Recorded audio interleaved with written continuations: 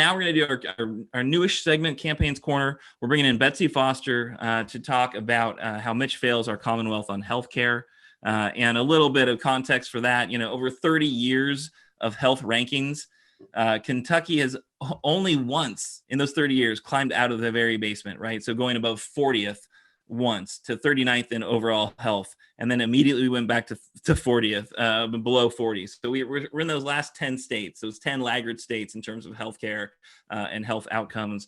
We are not doing well, and that entire time Mitch has been in power. Where have we been? We've been just still kind of bouncing along the bottom. So we're going to talk about the policies that get us there and what we need to do about it. Thank you very much for joining us, Betsy Foster. Thank you very much for having me. I'm glad to be with all these wonderful people that I like so much. The interrelation between the Jones radio report and the Mitch McConnell retirement committee's Moscow Mitch Monday continues. Thank you for coming back and joining us, Betsy. But sure. You've told us the last time you were on with us that you got your start in kind of politics because of healthcare issues. Right. That was your personal kind of stake in the game, and that you were forced to become like a healthcare expert around this because of the issues you've been dealing with. So tell us a little bit about what Mitch has done for healthcare for our state.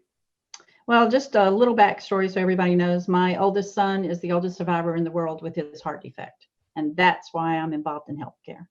And actually, I have worked in the health insurance industry since I had him, expecting to go back to school to become a psychologist. That didn't work because I had to stay in place because of pre-existing condition.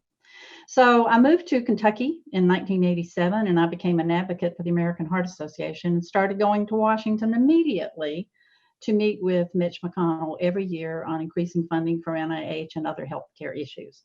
So even though it may seem like I've only been active for the last 4 years, I've been active for many, many, many years. Mitch never saw us. He never talked to us. He was never positive about anything other than tobacco leaves that were on his wall and those lobbyists. But going forward from 2017, when he came into office and the Affordable Care Act was in danger of being lost, I became extremely active fighting to save it. And I thought for sure we would lose it, but John McCain came in and saved it that one day with a thumbs down, which was great.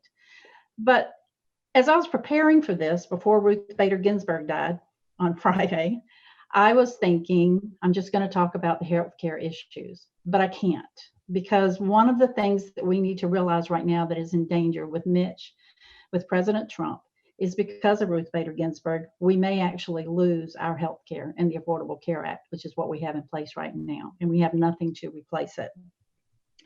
So instead of talking about what healthcare should look like, I'm going to talk about what it is and why we have to come together to fight to make sure that we protect the Affordable Care Act and what we have right now. So with that being said, we talked a lot over the last, through the primaries, whether it should be Medicare for all, Affordable Care Act, throw everything out, change it. We're over that. We've lost that war. It is now, we got to have health care, period. So this is what we may lose on 11/10/2020, November the 10th, 2020. That is how many days after the election? 7 days. We may actually lose the Affordable Care Act in the Supreme Court. Now, I'm glad Marc is here. Maybe he can discuss this later. But one of the things, or these are the things that you may possibly lose if it's overturned. Now, I'm hoping that they can't. But there'll be 135 million Americans with pre-existing conditions will be impacted. The pre-existing clause will disappear. There will be no more protections for pre-existing condition. That is a part of the Affordable Care Act, also known as Obamacare. And for people in Kentucky, also known as Connect. Lifetime caps on expenses could return. So somebody like my son, if they had more than $1 million in healthcare expenses in a particular year, could be maxed out for a lifetime and not be able to have any more of their bills paid.